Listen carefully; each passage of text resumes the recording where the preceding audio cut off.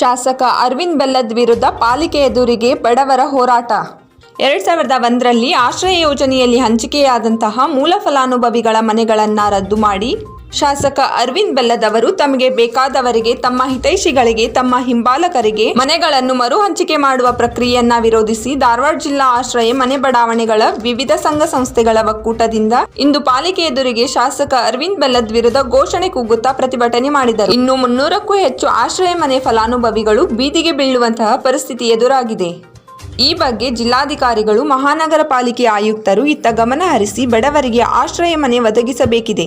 ಈ ಅನ್ಯಾಯ ಹೀಗೆ ಮುಂದುವರಿಯುತ್ತಿದ್ದರೆ ಮುಂದಿನ ದಿನಗಳಲ್ಲಿ ಉಗ್ರವಾದ ಹೋರಾಟ ಮಾಡಬೇಕಿದೆ. ಹುಬ್ಬಳ್ಳಿ ಧಾರವಾಡ ಪಶ್ಚಿಮ ವಿಧಾನಸಭಾ ಕ್ಷೇತ್ರದ ಶಾಸಕರಾದ ಅರವಿಂದ್ ಬೆಲ್ಲದ್ರವರು 2001ನೇ ಇಸ್ವಿಯಲ್ಲಿ ಆಶ್ರಯ ಮನೆಗಳ ಹಂಚಿಕೆ ಆಗಿರುವಂಥ ಮೂಲ ಫಲಾನುಭವಿಗಳ ಮನೆಗಳನ್ನು ರದ್ದು ಮಾಡಿ ತಮಗೆ ಬೇಕಾದಂಥ ಮತ್ತು ತಮಗೆ ಜೈಕಾರ ಹಾಕುವಂಥ, ತಮ್ಮ ಫ್ಯಾಕ್ಟ್ರಿಯಲ್ಲಿ ಕೆಲಸ ಮಾಡುವಂಥ, ತಮ್ಮ ಶೋರೂಮಲ್ಲಿ ಕೆಲಸ ಮಾಡುವಂಥ ಮತ್ತು ತಮ್ಮ ಪಕ್ಷದ ಜೈಕಾರ ಹಾಕುವಂಥವ್ರಿಗೆ ಮನೆಗಳನ್ನು ಮರು ಹಂಚಿಕೆ ಮಾಡುವಂಥ ಪ್ರಕ್ರಿಯೆಯನ್ನು ಪ್ರಾರಂಭ ಮಾಡಿದ್ದಾರೆ.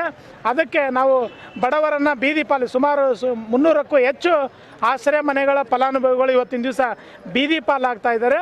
ಇದನ್ನು ಖಂಡಿಸಿ ನಾವು ಇವತ್ತು ಮಾನ್ಯ ಪಾಲಿಕೆ ಆಯುಕ್ತರ ಕಚೇರಿ ಮುಂದೆ ಪ್ರತಿಭಟನೆ ಧರಣಿಯನ್ನು ಮಾಡ್ತಾ ಇದ್ದೇವೆ. ಕೂಡಲೇ ಸಂಬಂಧಪಟ್ಟಂಥ ಮೂಲ ಆಶ್ರಯ ಫಲಾನುಭವಿಗಳ ಹೆಸರಲ್ಲಿನೇ ಮನೆಗಳ ನೋಂದಣಿ ಆಗಬೇಕು ಮತ್ತು ಬಾಕಿ ಉಳಿದಿರುವಂಥ ಮನೆಗಳನ್ನು ಹಂಚಿಕೆ ಮಾಡಬೇಕು.